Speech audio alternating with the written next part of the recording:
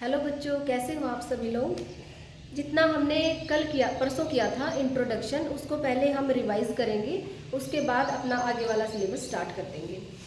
अब तक जो भी हमने पढ़ा है, सबसे पहले हमने पढ़ा था नेचुरल नंबर। उसके बाद हमने पढ़ा था होल नंबर। होल नंबर क्या होते हैं? Collection of zero and all natural number.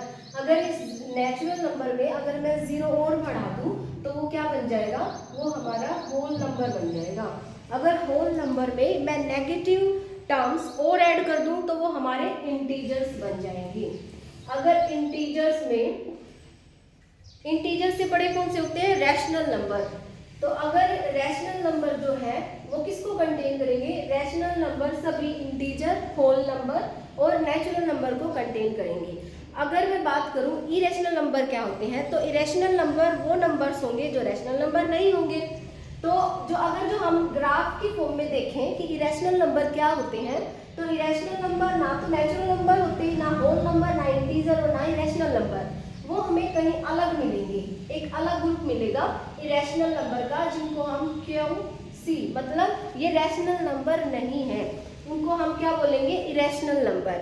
और अगर रैशनल और इरेशनल को भी कंटेन करने वाला कोई है तो वो है हमारे रियल नंबर।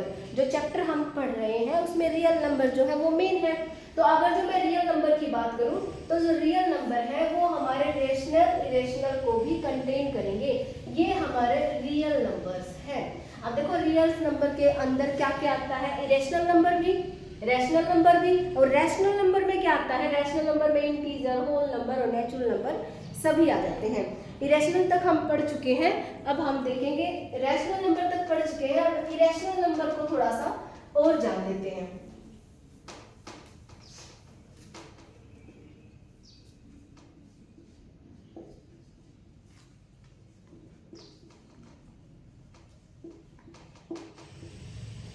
इरेशनल नंबर क्या होते हैं? जिनको हम P बाई, जैसे रैशनल नंबर की जो डेफिनेशन थी उसका बिल्कुल उल्टा, ठीक है। अब देखो, अब पर पहचाने कैसे कि ये रैशनल नंबर है, ये इरेशनल नंबर है? एक तो ये अंडर रूट की फॉर्म में मिलते हैं हमें इस तरीके से। अगर मैं एग्जांपल की बात करूं कि इरेशनल नंबर के क्या क्या एग्जांपल्स होंगे, तो पाई जो है वो एक इरेशनल नंबर है। और अगर जो मैं बात करूं अंडर द रूट 3, ये भी एक इरेशनल नंबर है। अंडर द रूट 5, ये भी एक इरेशनल नंबर है। तो देखो, हमने जब रैशनल नंबर पढ़ा था तो हमने उसके साथ उसके डेसिमल एक्सपेंशन भी पढ़ ली थी। अब जो डेसिमल एक्सपेंशन है ना, वो इरेशनल नंबर की बिल्कुल अलग होगी। वहां पर रैशनल नंबर की डेसिमल एक्सपेंशन क्या थी कि एक तो वो टर्मिनेट हो जाते थे, और एक वो अगर जो वो नॉन टर्मिनेटिंग थे तो वो रिपीट कर रही थी वैल्यू। अब यहाँ पर इरेशनल में क्या होगा? जो हमारे इरेशनल नंबर है, अगर हम उनकी डेसिमल एक्सपेंशन देखें तो वो क्या करेंगी? वो डेसिमल के बाद वैल्यू चलती जाएंगी। एक तो वो नॉन टर्मिनेटिंग है, और नॉन टर्मिनेटिंग होने के साथ साथ वो नॉन रिपीटिंग भी है। अगर एक वैल्यू एक बार आ गई तो वो फिर बार बार वो रिपीट नहीं होगी। जैसे कि यहाँ पर तो जो वैल्यू थी वो वैल्यू टर्मिनेट हो रही थी, हमारा आंसर आ रहा 0.5 समथिंग कुछ करके। यहाँ पर हमारा जो रिमाइंडर है वो 0 बच रहा था। यहाँ पर क्या हो रहा था? वैल्यू बार बार रिपीट कर रही थी। जैसे हमने 1/3 की जब डेसिमल एक्सपेंशन करी तो हमारे पास 0.3 बार इस तरीके की वैल्यू आ रही थी कि 3 जो है यहाँ पर वो बार बार रिपीट होता जाएगा। बट अगर जो इरेशनल नंबर की मैं बात करूं तो जब हम इसका एक्सपेंशन करेंगे, खोलेंगे, तो वैल्यू कैसे आएंगी? 0.43256325389, ये ना ही तो कभी भी रिपीट होएगी, ना तो ये कभी इस फॉर्म में आएगी कि रिपीट हो जाए, और ना ही ये वैल्यू कभी इस फॉर्म में आएगी कि जो हमारा रिमाइंडर है वो 0 बच जाए। तो इस तरीके से हम रैशनल और इरेशनल को डिफरेंशिएट कर सकते हैं।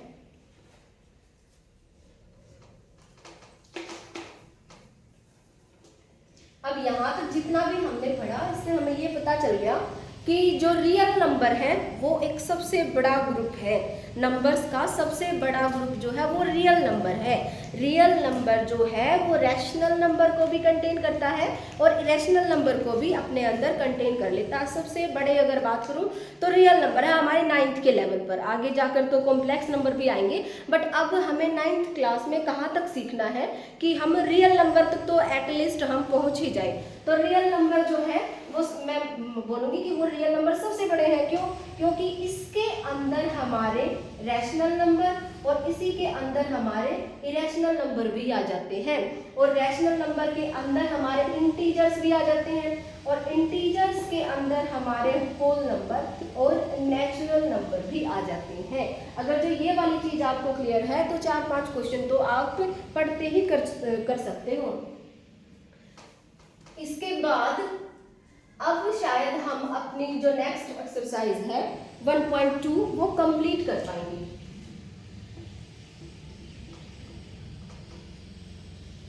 Now the first question is state whether the following statement are true or false। हमें बताना है कि ये स्टेटमेंट जो वो ट्रू है या फॉल्स है। जस्टिफाई योर आंसर, और हमें अपने आंसर की जस्टिफिकेशन भी देनी है कि ट्रू है तो क्यों ट्रू है और फॉल्स है तो क्यों ट्रू है। Now first statement is every irrational number is a real number. उसने बोला क्या जितने भी every irrational number is a real number.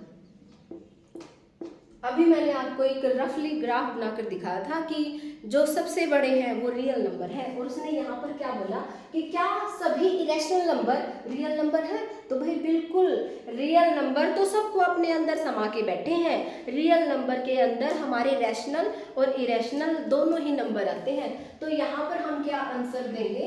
Solution is this statement is true. Justification में क्या लिखोगे? Real number is collection of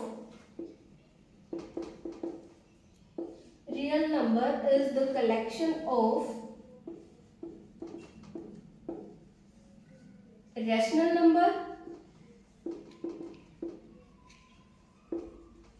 and irrational number.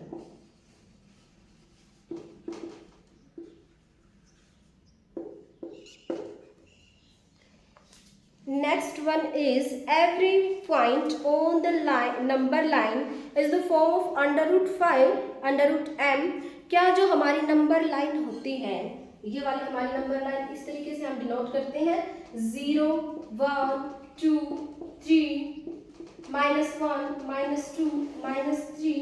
तो उसने बोला क्या इस नंबर लाइन पर जितने भी नंबर होते हैं वो क्या अंडर रूट m की फॉर्म में होते हैं, और m हर बार एक नेचुरल नंबर होगा।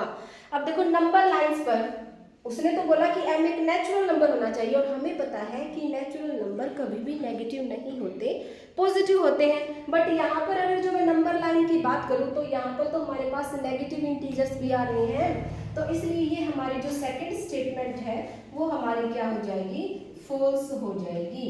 और जस्टिफिकेशन के लिए आप क्या दोगे कि नंबर लाइंस पर जो है वो इंटीजर्स भी आते हैं और नेगेटिव वैल्यू भी नंबर लाइन कंटेन करती है। आई थिंक आपको इतना समझ में आ गया होगा। ये लाइन आप खुद से लिख लेना क्योंकि ये ज़्यादा टाइम कंज्यूमिंग लग रहा है मुझे। उसके बाद third is every real number is an irrational number.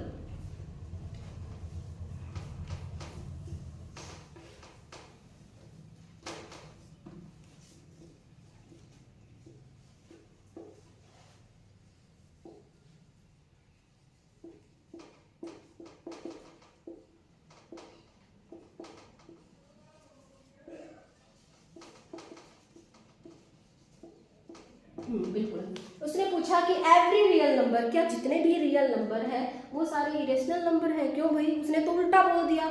अब रियल नंबर तो बड़े होते हैं और इरेशनल नंबर तो थोड़े होते हैं, कम होते हैं। तो ऐसा कैसे हो सकता है कि छोटे वाली चीज़ के अंदर सारी बड़े वाली चीज़ें आ जाए? क्या आप ऐसा कर सकते हो घर में कि एक प्लेट को या एक कटोरी के अंदर आप एक बड़े कटोरी को रख दो? कैसा हो सकता है? नहीं हो सकता भाई। आप एक बड़े जार के अंदर छोटे को तो फिट कर सकते हो, बट एक छोटे जार के अंदर बड़े जार को कैसे फिट कर सकते हो? इसलिए ये हमारी स्टेटमेंट फॉल्स होगी, क्योंकि यहाँ पर मैंने बताया था कि भाई रियल नंबर बड़े हैं और रियल नंबर के अंदर दोनों ही क्या आते हैं? रैशनल और इरेशनल नंबर दोनों ही आते हैं। तो this statement is false. Reason क्या लिखोगे? Because all real number contains irrational numbers. Okay, now next question is question number 2। Are the square root of all positive integer irrational? क्या जो square root होते हैं ऑल पॉजिटिव इंटीजर्स के, क्या वो irrational number होते हैं? चलो चेक करके देख लेते हैं।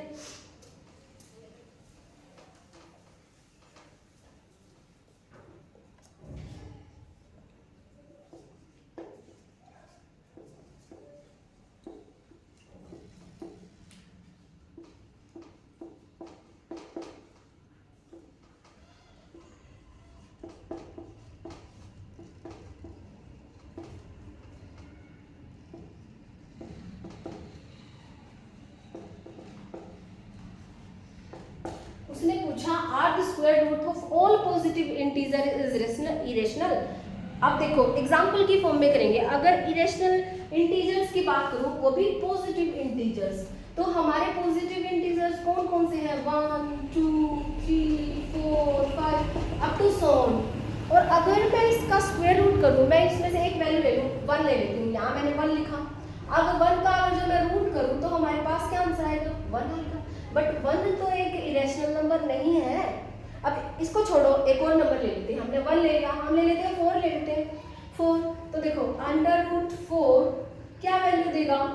अंडर रूट 4 होता है 2 × 2, इसको बाहर निकालो तो ये 2। अंडर रूट 4 कितना होता है? 2। अब देखो 2 भी क्या है? 2 भी हमारा एक रैशनल नंबर है और बोले तो एक नेचुरल नंबर भी है। तो यहाँ से हम क्या बोल सकते हैं कि ये स्टेटमेंट जो है वो रॉन्ग है।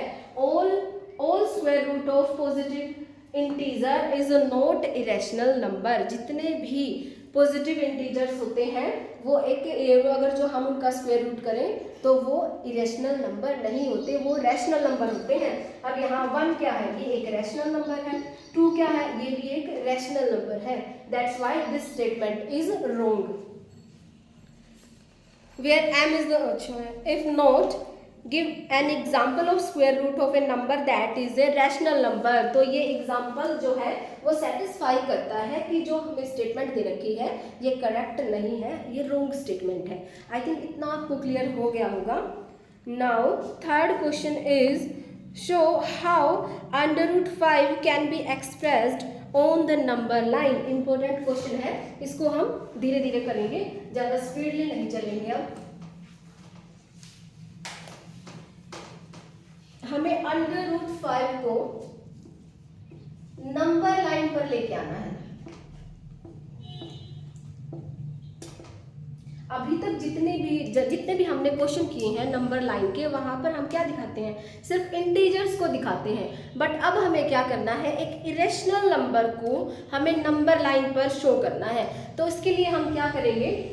इससे पहले वैसे तो हमें अंडर रूट 2 निकालना आना चाहिए पहले कि अंडर रूट 2 को हम किस तरीके से नंबर लाइन पर डिनोट कर सकते हैं। अंडर रूट 3 भी आना चाहिए, बट क्वेश्चन में यहाँ पर अंडर रूट 5 है तो हम फिलहाल के लिए अंडर रूट 5 कर लेते हैं ताकि हमारी ये वाली एक्सरसाइज कंप्लीट हो जाए।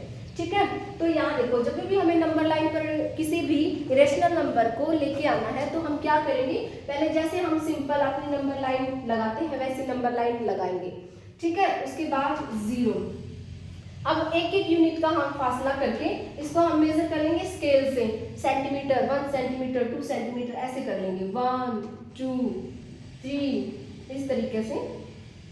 इधर भी -1 -2 इस तरीके से जो हम नॉर्मल अपनी इंटीजर्स वाली जो सीक्वेंस बनाते हैं हम पहले उसको बना लेंगे। इसके बाद हमें क्या करना है? Same unit, same distance, square unit same distance पर यहाँ पर हम यहाँ से शुरू करेंगे। इस पॉइंट को मैं नाम दे देती हूँ A, इसको मैं नाम दे देती हूँ B। और अब इस वाले पॉइंट पर हम परपेंडिकुलर ड्रॉ करेंगे 90 का एंगल बनाने के D से बना लेंगे प्रोटेक्टर का यूज करके।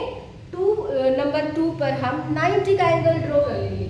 अब मान लो मैंने यहाँ पर 90 का एंगल ड्रॉ कर लिया है। अब हम जितनी हमारी यहाँ के बीच की डिस्टेंस है ना, उतने ही डिस्टेंस पर यहाँ तक हम पॉइंट लगा लेंगे। अब देखो इनका डिस्टेंस कितना है? ये भी 1 यूनिट है, ये भी 1 यूनिट, ये भी 1 यूनिट। तो अगर जो मैं AB की बात करूँ तो AB का डिस्टेंस कितना है? 2 यूनिट। और अगर जो मैं यहाँ पर इसको C मान लेते हैं, अगर जो मैं CD की बात करूँ तो यहाँ का डिस्टेंस कितना है? 1 यूनिट। ठीक है, अब हम इन दोनों को ज्वाइन कर लेंगे।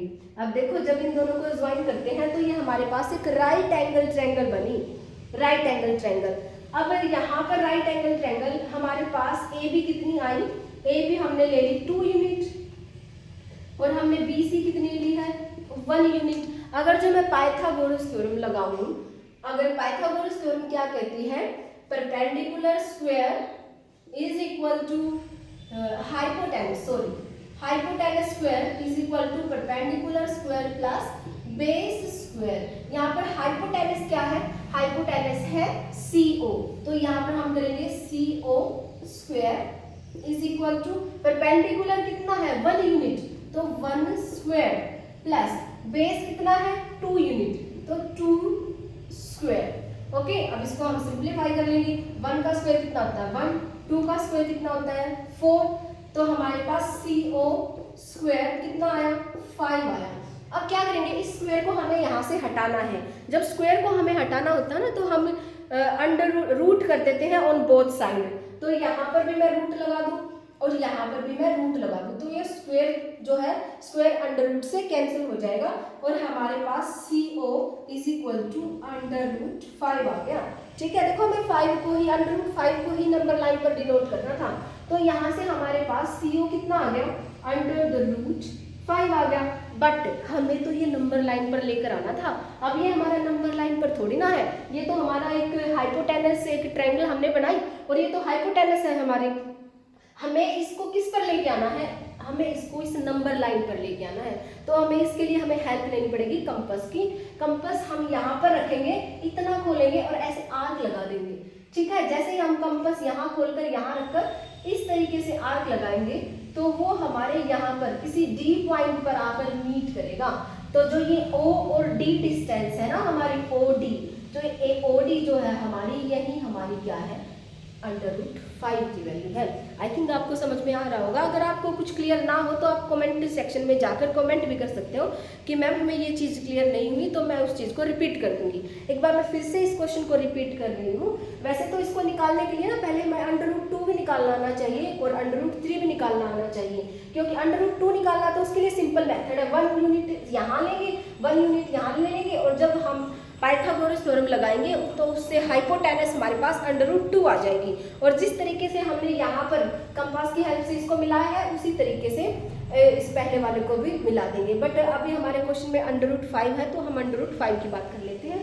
यहाँ पर मैंने क्या किया, पहले नंबर लाइन ली, उसके ऊपर हमने इंटीजर्स को डिनोट कर दिया। सेम यूनिट हमने ले ली, यहाँ पर 2 यूनिट, ए बी कितना लिया 2 यूनिट, और ये वाला परपेंडिकुलर ड्रॉ करके सेम यूनिट लिए 1 यूनिट। तो यहाँ पर इसकी वैल्यू कितनी है 1, इसकी वैल्यू कितनी है 2। हमने पाइथागोरस थ्योरम लगाई और यहाँ से हमने OC की वैल्यू निकाली। OC की वैल्यू हमारी क्या आई अंडर द रूट 5, पर हमें तो नंबर लाइन पर लेके आना है अंडर रूट 5 को। तो हमने कंपास की हेल्प से क्या किया, यहाँ से यहाँ पर इस तरीके से आर्क लगा दी और जो हमारी ये OD जो डिस्टेंस आई है, यही हमारी क्या होगी अंडर द रूट 5।